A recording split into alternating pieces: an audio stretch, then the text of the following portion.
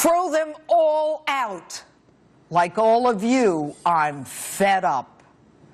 This week, the ultimate injustice to every American and every member of the military who gave his or her life for this country.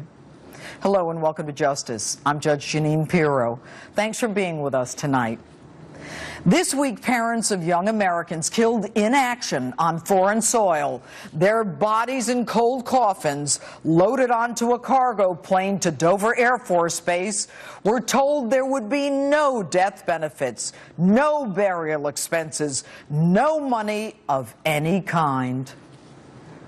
We are the most powerful country in the world, the most militarily advanced. We deliver the worst possible news to parents. Your son or daughter between the ages of 19 and 25 was killed in action. Thanks, by the way. You can come and pick up your kid's body. What? They sacrifice everything, their hopes, their dreams, their lives, leaving behind families and loved ones devastated. And the Obama administration refuses to bury them? Won't even fly the families in to gather their remains while they jet around on our dime? But it gets worse. Congress passed the Pay Our Military Act on September 30th, hours before the shutdown, to make sure that military benefits were covered. They saw this one coming, and they gave the Department of Defense broad authority to pay all kinds of bills. And yet the Pentagon gives specific instructions not to make death payments. Ladies and gentlemen, this didn't fall through the cracks. They actually looked at it and said, no money for you or your kid. The administration's latest excuse?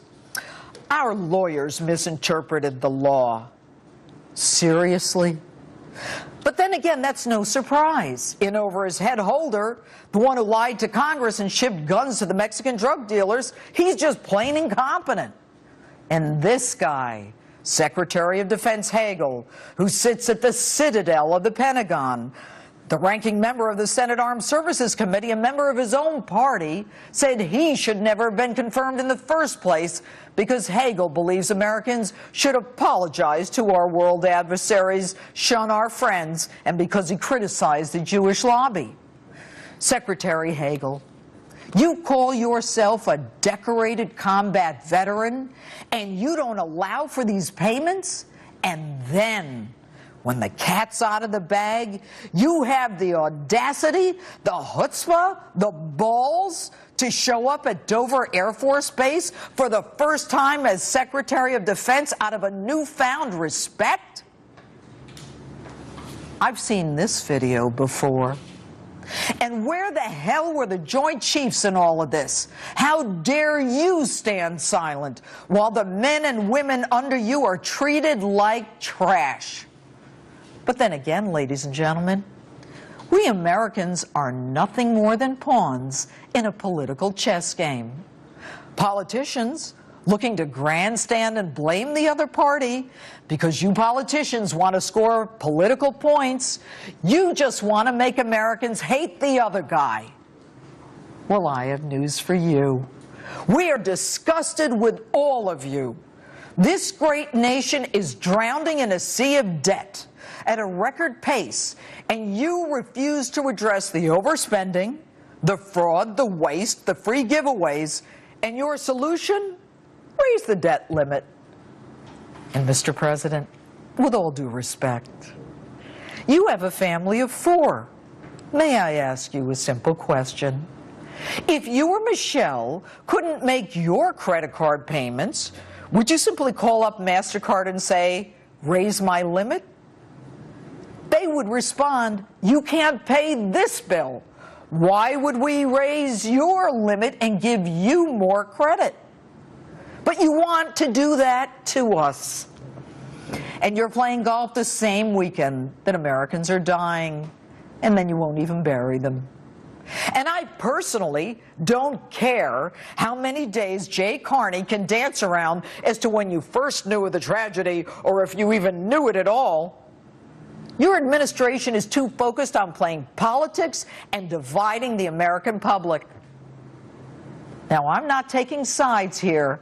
Both parties are to blame. You're all a bunch of jokers, every one of you. You wait until the last minute to deal with a crisis, and a CR is all you can come up with? I have an idea. If the debt limit is higher when you leave Congress than when you entered it, you don't get a pension, no retirement, nothing. You didn't do your job. In fact, I think we should be able to sue you for the ineptitude and waste. A few weeks ago, I talked about how Russian President Putin played you, Mr. President, in the Syria debacle. But tonight, the American people are the ones being played by all you losers in Washington, many of you now home for the weekend, living off the money that we give you while this country goes to hell in a handbasket. I have another idea. Congressional pay should be withheld until this is all worked out. No special barber, no special gourmet cafeteria, gym, laundry, dry cleaners, drivers, bodyguards, benefits, health insurance. Roll up your sleeves, get your hands dirty, put aside your disgusting egos, go to work and figure this one out.